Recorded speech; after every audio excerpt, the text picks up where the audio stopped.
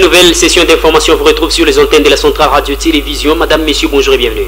C'est une déclaration de principe. À la une de cette session informative, le président de la République et chef de l'État, Félix-Antoine Tshisekedi Tshilombo, s'est exprimé pour la première fois sur la déclaration des principes conclue à Doha entre la délégation de la République démocratique du Congo et celle du M23. Question de faciliter un retour réel de la paix dans la partie est de la République démocratique du Congo. Le chef de l'État a rassuré que c'est un pas qui est fait en direction de la paix et une paix durable qui doit devoir s'imposer dans la partie est du pays, à suivre dans cette session informative. Pendant ces temps, les ministres d'État et ministres en charge de la justice et garde des Sceaux, Maître Constant Moutamba, s'était adressé à la nation RD congolaise à la journée de ce 30 avril courant pour une mise au point sur les poursuites engagées contre l'ancien président de la République Joseph Kabila Kabange, dont l'auditeur supérieur a saisi le Sénat pour la levée de ses immunités. Question que ces derniers soient mis à la disposition de la justice RD congolaise pour des raisons de poursuites, à suivre dans cette session informative. Pendant ces temps, les députés membres d'Ensemble pour la République ont haussé les tons sur la perquisition sans mandat de certains éléments des forces armées de la République démocratique du Congo de la ferme privée de leur autorité morale Moïse Katumbi Chapwe, la journée des 29 avril de l'année en cours, à suivre dans cette session informative. Voilà tout pour les titres, mesdames, messieurs. Bonjour et bienvenue. Aisément Christian me permet de vous atteindre dès partout à l'Icassi. Je suis Monto Trésor à la présentation de cette nouvelle session d'information sur les ondes sacrées de la Centrale Radio-Télévision. Encore une fois de plus, bienvenue.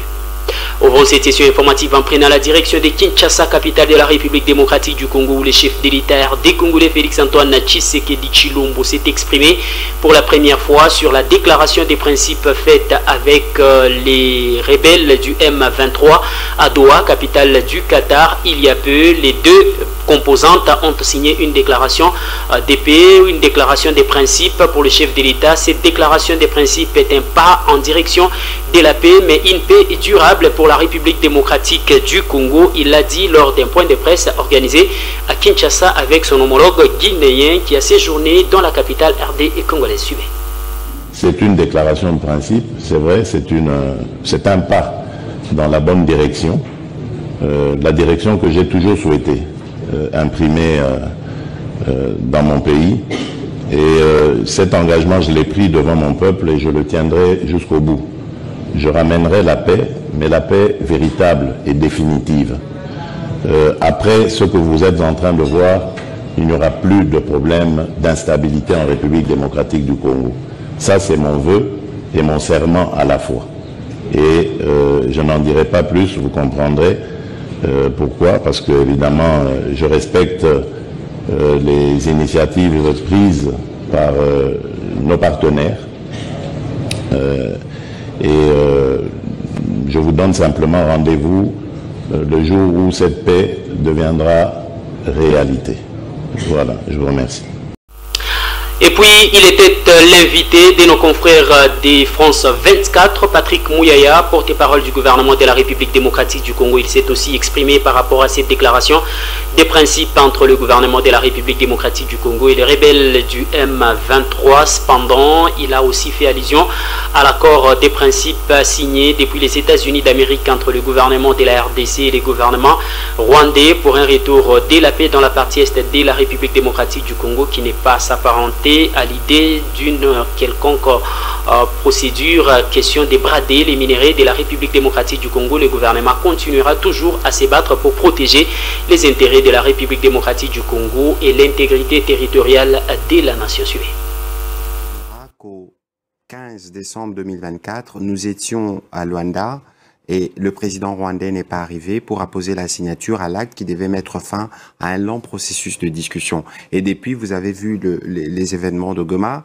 On ne saurait peut-être pas y revenir dans le détail, mais vous avez vu l'ampleur de la violence qui s'en est suivie. Et donc, aujourd'hui, au regard justement de la sensibilité du sujet, de la nature du pays qui est touché, parce que je dois rappeler ici que bien au-delà des questions de la guerre que nous avons dans l'Est, la République démocratique du Congo, c'est le pays qui est au premier plan aujourd'hui pour tous les problèmes qui concernent notamment la protection du climat, pour tout ce qui concerne transition énergétique, parce que parallèlement à cela, nous restons les premiers producteurs mondiaux du cobalt. Ça, c'est une autre parenthèse dont on ne parle pas beaucoup. Et donc, il était important que tous les efforts qui sont consentis au niveau de la région, notamment autour du président angolais, puissent donner du résultat. Mais ça n'a pas donné de résultat, justement. On a vu que ça a été un échec. Nairobi a été un échec, Dar es Salaam aussi. C'est justement la perception que vous avez. Nous ne parlerons pas... Ça n'a pas abouti. Par exemple, excusez-moi, deux secondes, juste 2 secondes. Vous l'avez dit vous-même, le président rwandais ne s'est pas rendu à Luanda. Il s'est rendu pourtant à Doha. Mais il ne s'est pas rendu à Luanda, après n'est pas s'être rendu à Luanda. Vous avez vu la vague des sanctions. Aujourd'hui, seuls les peuples rwandais peuvent en assumer les conséquences, malheureusement, du mauvais choix qui avait été fait par leur président. Et donc, nous considérons qu'il n'y a pas eu d'échec parce que, qu'on ne vous trompe pas, le fondement de ce qui se discute à Doha comme à Washington, et d'ailleurs, tous ces processus sont complémentaires. Donc, vous croyez que Faure Gnassingbé, le président togolais, a toujours... Et puis je vous ai dit, un luminaire de cette session informative, que les ministres d'État et ministres en charge de la justice et garde des Sceaux, Maître Constant Moutamba, s'est adressé à la nation RD congolaise pour fixer l'opinion sur les poursuites engagées contre l'ancien président Joseph Kabila Kabange dans une déclaration faite à la journée de ce 30 avril courant à Kinshasa, capitale de la République démocratique du Congo, dans son bureau de travail où il a expliqué les véritables motivations qui l'obligent à initier ou à engager des poursuites judiciaires contre ces derniers sujets. La justice congolaise poursuit les sénateurs à vie Joseph Kabila, non pas en sa qualité d'ancien chef d'État, mais en sa qualité de sénateur. Ce conformément aux articles 104, 107, mais aussi et surtout 153 de la Constitution et 120 du Code judiciaire militaire. Dans la mesure où les faits pour lesquels il est poursuivi n'ont pas été commis par lui pendant l'exercice de ses fonctions alors qu'il était président de la République ou en dehors de l'exercice de ses fonctions en cette période-là, mais en tant que sénateur à vie. Et de ce point de vue, point besoin de passer par le Congrès tel que le veut l'article, tel que le veut la loi du 26 juillet 2018 portant statut des anciens présidents de la République élus, ainsi que l'article 167 de notre Constitution. Nous attendons donc du Sénat la levée pure et simple des immunités du sénateur à vie Joseph Kabila Kabange, ainsi que l'autorisation des poursuites pour permettre à la justice d'instruire sérieusement le dossier, de le faire fixer devant la haute cour militaire afin d'éclairer l'opinion sur la responsabilité pénale claire de M. Joseph Kabila Kabange sur les massacres qui sont commis dans la partie est du pays par le mouvement M23. Et puis je vous ai dit encore une fois de plus au sommaire de cette session informative que les députés membres d'Ensemble pour la République, ville-province de Kinshasa, se sont réunis, question de fustiger l'attaque ou l'incursion, pourquoi pas l'insurrection, bien évidemment observée au niveau de la ferme privée, la perquisition, voilà les termes appropriés, donc la perquisition de la ferme privée Futuka de Moïse Katumbi Chapwe, autorité morale de cette formation politique par les forces armées de la République démocratique du Congo, qui serait sans mandat, question de perquisitionner cette ferme privée où il y a eu même tuerie des volailles et de certains bétails dans cette partie de la ville de Lubumbashi. Ils ont fait cette déclaration à Kinshasa, capitale de la République démocratique du Congo, la journée dès ce mardi 29 avril courant suivant. La perquisition irrégulière et brutale depuis samedi 26 avril 2025 dans la ferme de l'honorable Moïse Katumbi Chapwe et président national des Ensemble pour la République pousse les députés nationaux, membres du groupe parlementaire de l'opposition Ensemble, à briser les glaces. Ce mardi 29 avril 2025, ces élus légitimes du peuple se sont retrouvés au siège national de leur parti Ensemble pour la République sous la conduite du premier vice-président du groupe parlementaire, honorable Célestin Moussao Kalombo, en lieu et place du président Christian Mwandon Simba Kaboulou à mission en vue de se prononcer sur la question qui défraye la chronique de l'actualité. À l'issue de cette réunion d'urgence et spéciale, les députés membres de l'opposition Ensemble se sont opposés catégoriquement et exigé l'arrêt immédiat et sans condition de ce processus suicidaire de perquisition.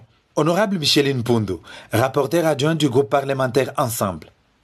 Nous, députés nationaux de l'opposition, membres du groupe parlementaire Ensemble, portons à la connaissance de l'opinion tant nationale qu'internationale ce qui suit. Le samedi 26 avril 2025, une centaine d'éléments lourdement armés appartenant à la 22e région militaire a pénétré avec violence dans la ferme Futuka appartenant au président Moïse Katumbi Tchapo, située sur la route Kasenga dans le territoire de Kipushi, en vue d'y procéder à une perquisition sans exhiber un quelconque mandat. Après avoir usé de toutes les menaces tout en sémant la panique et la terreur parmi les travailleurs et les autres occupants, notamment les jeunes de l'académie sportive Katumbi, ces militaires ont procédé à la perquisition illégale du lieu sans établir un seul procès verbal de leur sale besogne. Ces actes portent manifestement atteinte au droit à la propriété privée qui est considéré sacré par l'article 34 de la Constitution du 18 février 2006 tel que modifié à ce jour. Ces actes s'inscrivent dans la droite ligne des intimidations orchestrées par le pouvoir en place contre les partis politiques de l'opposition et leurs membres. Les cas les plus récents sont notamment les arrestations arbitraires de certains opposants, dont les militants du parti politique Ensemble pour la République du Haut-Katanga, en l'occurrence John Mbangu Kayombo, Jean-Claude Ndala Mousselwa et Nathan Kiata Kabangi. Le refus catégorique du ministère des Affaires étrangères de délivrer au président Moïse Katumbi son passeport, la suspension des activités du parti politique et de l'opposition PPRD, ainsi que la réouverture des poursuites judiciaires contre l'honorable Matata Pogno Augustin sans la levée préalable de ses immunités parlementaires. De tout ce qui précède, déclarons ce qui suit. Rappelons au régime au pouvoir que la place des militaires lourdement armés doit se trouver dans l'est de notre pays et non dans une ferme privée qui, elle, a pour mission principale de combattre la famine, qui est une menace permanente contre notre population. Condamnons avec la dernière énergie cette pratique qui non seulement installe un climat d'insécurité au sein de la population congolaise, mais aussi et surtout détériore le climat des affaires tout en décourageant les personnes de bonne foi qui décident d'investir au Congo. Exigeons la fin immédiate de cette mission illégale, le retrait sans condition de ces commandos de la mort et l'ouverture des enquêtes sérieuses contre leurs auteurs. Invitons enfin le pouvoir en place d'assumer pleinement ses responsabilités en vue d'assurer la sécurité des personnes ainsi que de leurs biens et de garantir à tous les Congolais sans distinction aucune le respect de leurs droits fondamentaux inscrits dans notre Constitution. Disons qu'après la déclaration, tous les membres présents à la réunion ont apposé leur signature à la déclaration. Et puis, le secrétaire général adjoint du parti UDPS, Union pour la démocratie et le progrès social, UDPS, en abrégé Théo Bizimou, lors d'une conférence de presse organisée dans la ville de Lubumbashi, signifiait que le chef de l'État RD congolais, Félix-Antoine Tshisekedi Tshilombo, n'a pas intérêt à se rabaisser en allant chercher à rencontrer son prédécesseur, Joseph Kabila Kabange, pour chercher à trouver un climat de paix. C'est plutôt le contraire qui doit se faire. Joseph Kabila doit demander pardon à tout le peuple RD congolais pour avoir pris les armes. Question de s'aimer l'insécurité dans la partie est, tuant des paisibles citoyens qui n'avaient rien à voir avec un problème politique entre lui et son remplaçant Félix-Antoine Tshisekedi Tshilombo. Donc M. Joseph Kabange doit être traité comme tel. Et nous respectons les décisions de la justice.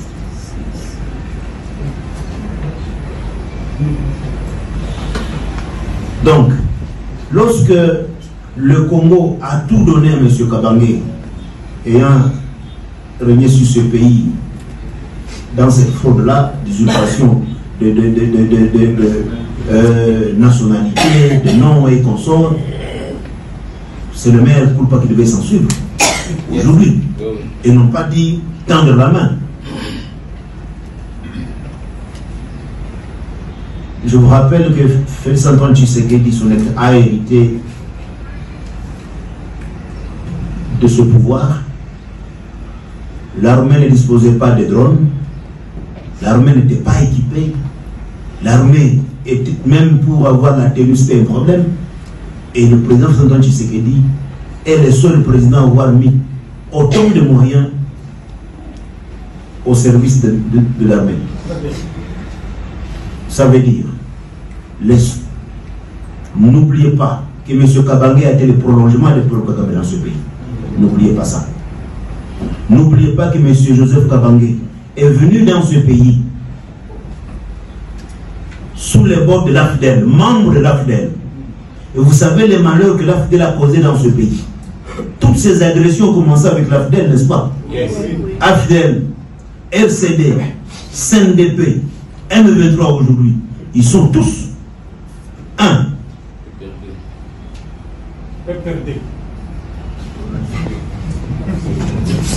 Donc, on ne tend pas la main. Heureusement que c'est en train de s'éclaircir aujourd'hui.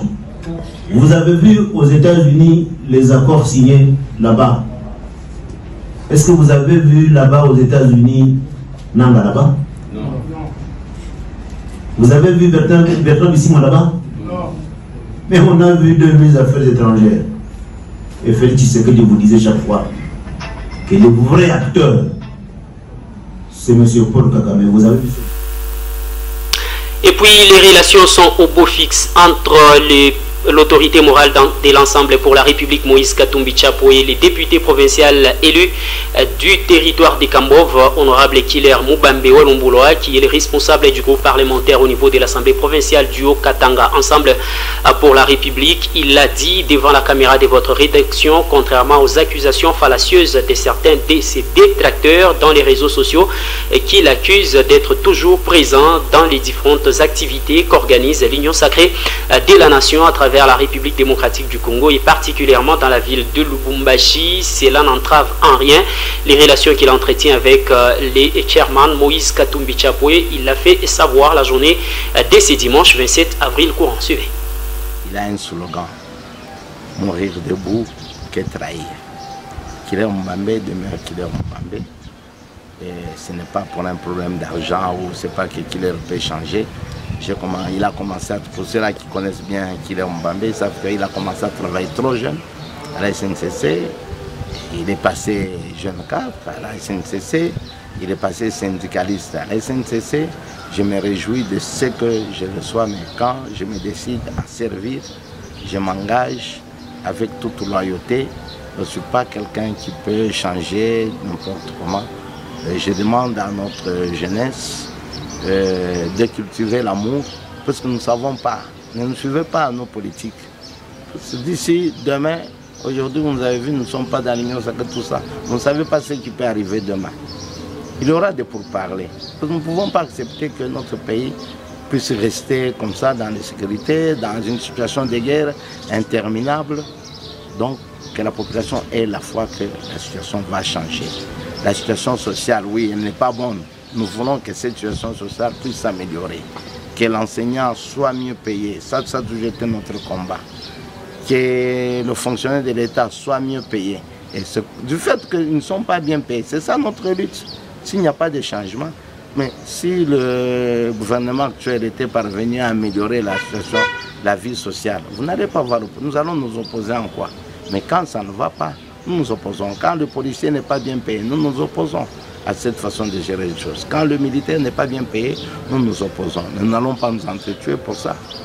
En dernier ressort, l'honorable Ekiller confirme que ses relations avec le président Moïse Katumbi sont au beau fixe. Et c'était quand la dernière fois que vous avez parlé avec lui?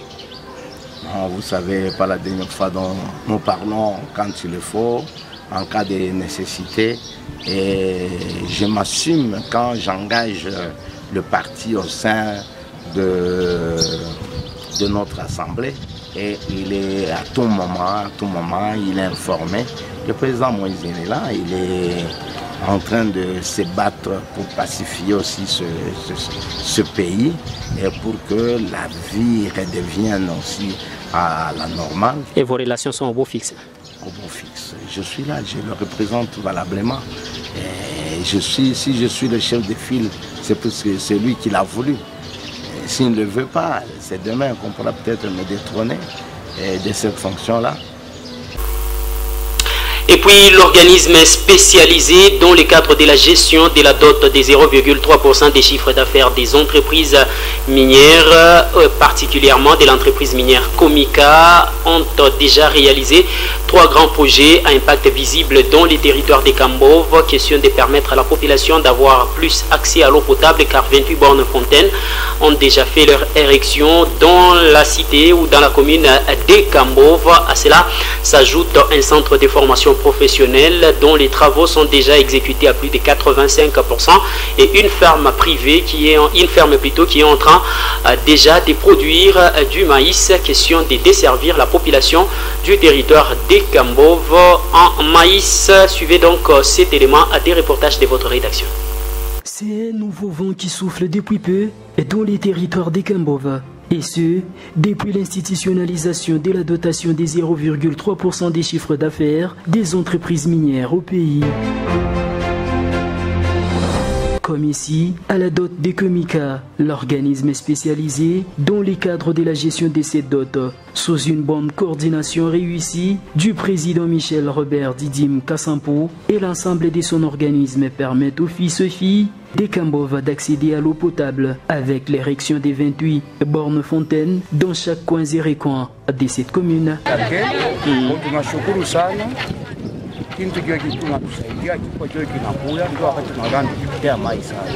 Sana kufanya kishimpo tuliteswa maya tukwe nayo hii yote anafanya. Mungu ambariki sana na Mungu amkusaidie sana, etuze na vingine vipite pa hivi kishimpo hiki. Tunashukuru Mungu sana kwa kuwa une initiative remarquable pour le bénéficiaire qui exalte d'allégresse en remerciant la Comica et les gestionnaires de la dot.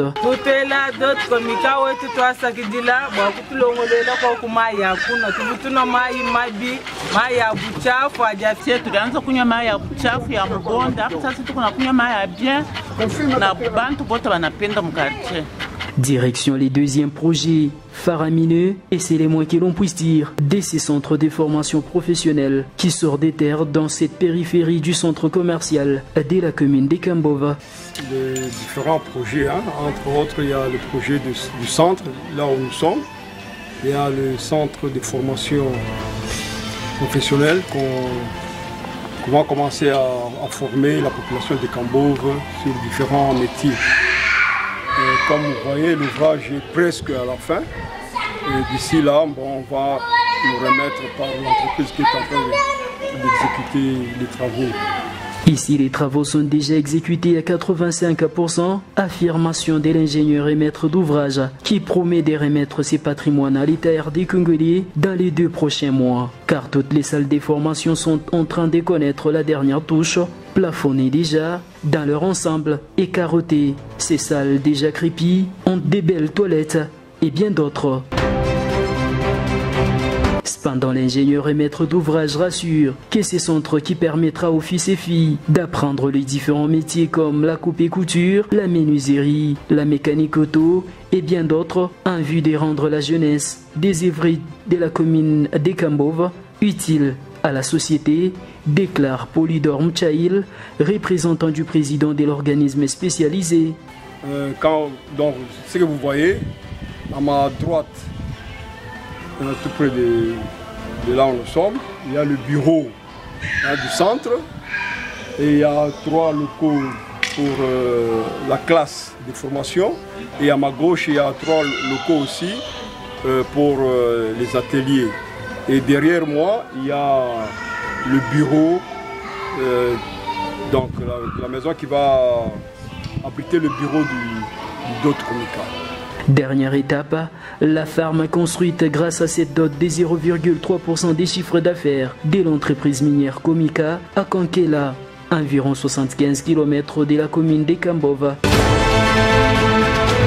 Ici, les gestionnaires de la dot procèdent à l'aquaculture, l'élevage des vaches, les chèvres, les moutons, l'agriculture avec le maïs, les soja et bien d'autres pour les bonheurs de tous. L'agriculture, pour desservir aussi la population et éloigner la faim. Il s'y est dénoté que la population de la commune de Kambove appelle l'entreprise à accélérer la procédure de décaissement des fonds pour permettre aux gestionnaires de la dot d'impulser plus de projets pour le bien-être de toute la population de la commune de Kambove. Et les prochains projets est la construction d'un pont et d'une route qui permettra à la population de Kambove de se rendre à Luambo sans passer par Likasi et vice-versa.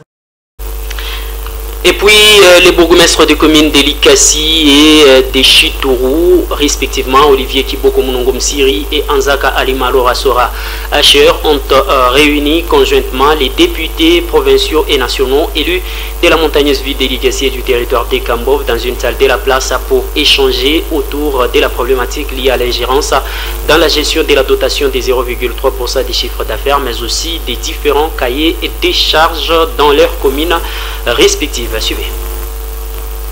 Les bourgmestres des communes de Likasi et Chitourou, respectivement Olivier Kiboko Mnongom Siri et Anzaka Alima Sora Asher Lora, ont conjointement organisé une séance d'entretien avec les élus du peuple l'avant-midi de ce 27 avril courant. Maintenant, je pense que l'expérience de la vote des élections de la vote de 3% pour la commune de Chitourou, j'ai quand même eu la clarté sur ça. Pourquoi, si aujourd'hui, Madame est en train de se plaindre. Ayant choisi ces somptueux cadres pour la circonstance, ces deux personnalités ont dressé une situation alarmante liée à la gestion des dots des 0,3% des chiffres d'affaires et l'exécution des cahiers des charges sans les associer au moment où la loi leur reconnaît les pouvoirs de gérer cela.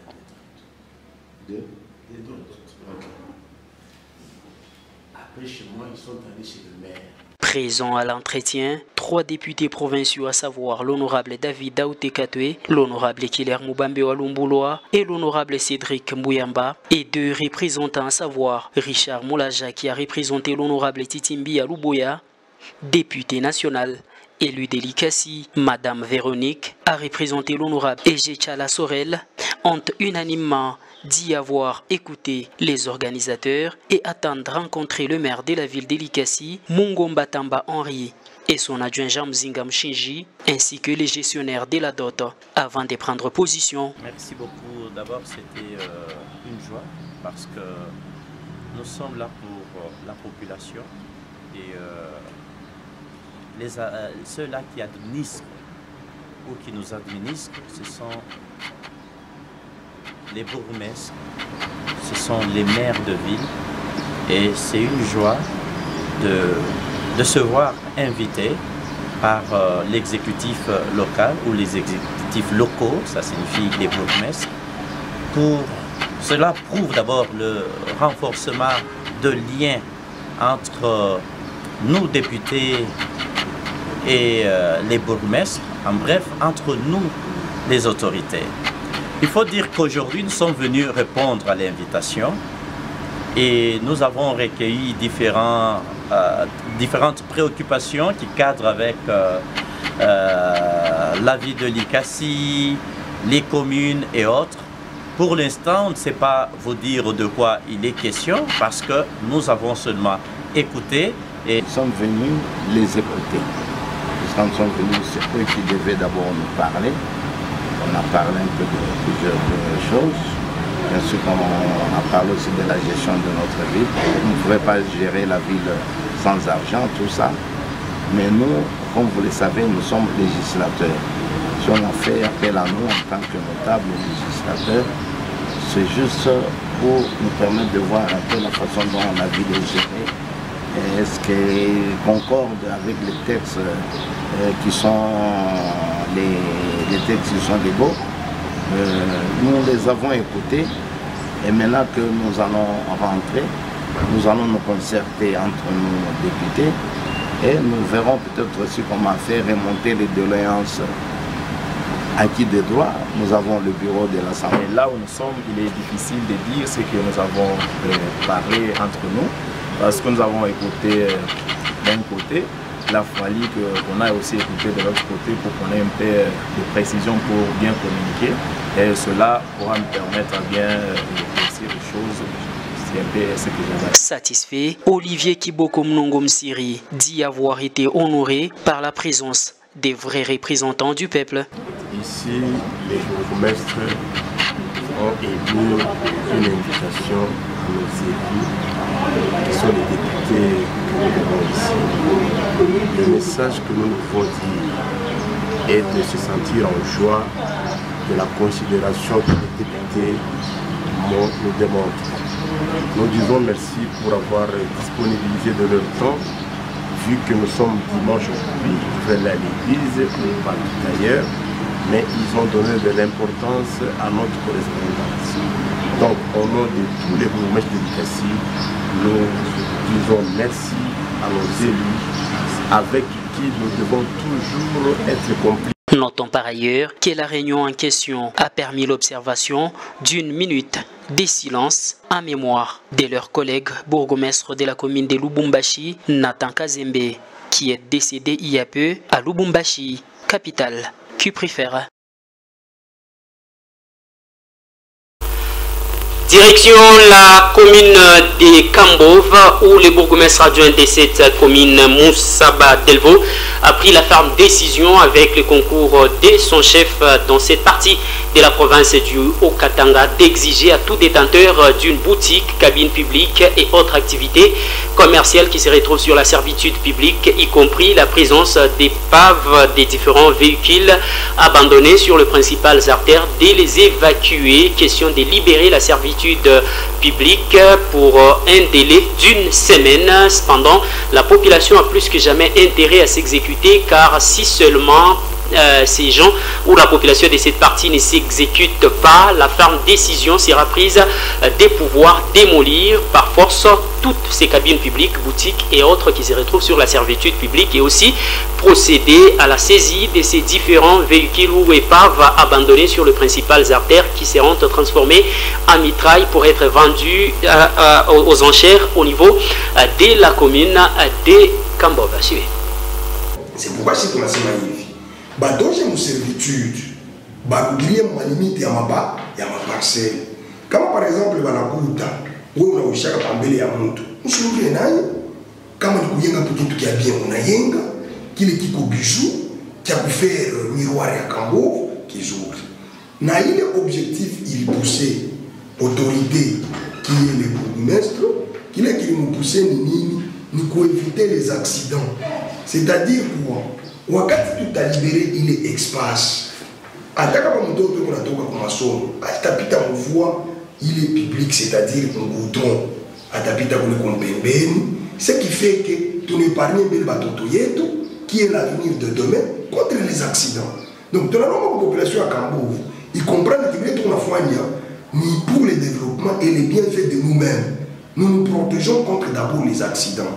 Ça arrive parfois où on habite en balabala moto inakuya mbio unafia kurukia mule mbembeni kule wanachaka mwa piéton, on est retrouvé au kiosk. Utafanyaje? ile danger itembamba mimi mwenyewe, itabamba mtoto yako, itabamba mtoto yangu, itabamba kabu yangu, itabamba baba yetu. Anasema ni bras de fer. D'ailleurs, nous remercions la population à Cambo, vous la comprendre. Parce que quand on est au principal, vous avez déjà la chance de toucher. Mais là, on a dit que quand on a une nyumba, on a fait un peu de les sols et les sous-sols appartiennent à l'État. Donc, on a mawazo ya kiongozi wa commune. Il est à l'État. Na mie tu na mshindikiza en tant que ule wa kumfuatia kwa kusema tu éviter ile danger. Parce que si tunaona ile kioski ile kukumbele ni menace. Nitakupa exemple. Unapita kwa mbele ya mpango ya mtu. Unakuta pe kwa miotoka. Bisha kukalaka paka pale miaka na miaka. Amulu ça ile ni menace. Il faut prévenir, na anticiper, na intervenir kwa jishua de kusema je.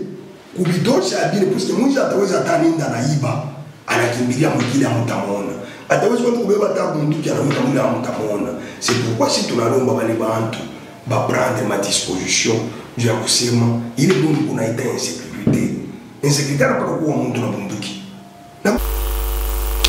Poursuivons cette session informative avec les députés provinciaux élus du territoire des Cambove, honorable Killer Mubambe Lumbuloa, victime de certaines attaques dans les réseaux sociaux où certains lui demandent de pouvoir clarifier sa position par rapport à l'opposition en République démocratique du Congo parce que ces derniers est présent aux fêtes d'anniversaire et aussi bien d'autres cérémonies qui s'organisent au niveau de la ville de Lubumbashi pour le compte du gouvernement de l'Union sacrée de la nation à chaque fois que les chefs de l'État est présent à Lubumbashi. Il a toujours été aux activités organisées par la présidence de la République à Lubumbashi. À chaque fois qu'il y a un ministre, il est présent. C'était en train d'inquiéter beaucoup plus la jeunesse qui se serait fait manipuler par certains détracteurs de l'honorable Killer Mubambe. Il l'a dit devant la caméra de votre rédaction en réaction à ces accusations qui planent contre sa modeste personne dans les réseaux sociaux. Il dit un député ne peut être jugé que sur base de son travail et non sur base de sa présence ou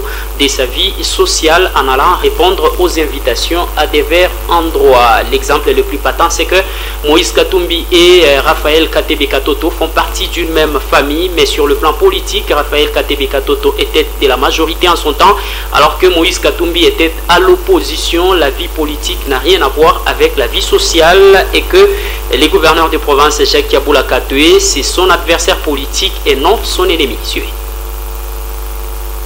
Ces messages ne m'a pas découragé, mais la réceptivité de messages m'a stimulé à m'impliquer dans la façon dont nous devons encadrer notre population qui semble ne pas maîtriser le rôle principal du député. Moi, je suis député de l'opposition. Au niveau de l'opposition, il y a plusieurs sortes d'opposition. Il y a l'opposition non parlementaire, c'est-à-dire une opposition qui a tenté d'aligner. Donc, au départ, on n'est pas opposant. C'est-à-dire, il y a un parti politique qui tente d'aligner les députés, mais au finish, après le résultat, si le parti ne parvient pas à faire sortir les députés, là, on parle de l'opposition non parlementaire. Vous restez opposant, mais non parlementaire. Il y a l'opposition parlementaire, c'est comme nous deux ensemble. Nous étions élus. Ensemble, il y a eu 11 députés provinciaux. L'UDPS en a eu 10. L'RDF de Kaboula en a eu 8. Mais l'RDF, l'UDPS, des ATDC de Jean-Louis Kalamba, ils ont fait une union au sein de l'Union sacrée. Ils ont créé une majorité et nous nous retrouvons minoritaires. Ce qui fait qu'eux deviennent majoritaires et nous minoritaires, nous demeurons opposants. Et au sein de l'opposition parlementaire, c'est moi qui suis le chef de file. En tant que chef de file, c'est-à-dire quand il y a des malaises, quand il y a des revendications, quand il y a des réunions, la première personne à être informée, c'est moi, qui suis le président du groupe parlementaire Ensemble pour la République. Quand il y a des remous, quand il y a des revendications quand il y a des mauvais traitements, par exemple des arrestations comme nous en sommes victimes actuellement, nous avons 2 jeunes de l'ensemble pour la République. Il y a JC Mousselois, nous avons John Mbangou qui sont arrêtés. Mais qui est la personne la mieux placée à aller plaider pour ces gens-là, auprès du ministre de la Justice qui était à Kinshasa, auprès du gouverneur, auprès du président de l'Assemblée, auprès du procureur général. Je crois que c'est moi qui suis votre serviteur, c'est moi qui dois apprécier s'il faudrait aller voir, oui ou non, les personnes. Et maintenant, les gens, ils confondent des fois toutes ces rencontres. À part cela, Monsieur Trésor monte. Place à présent, rappel des titres.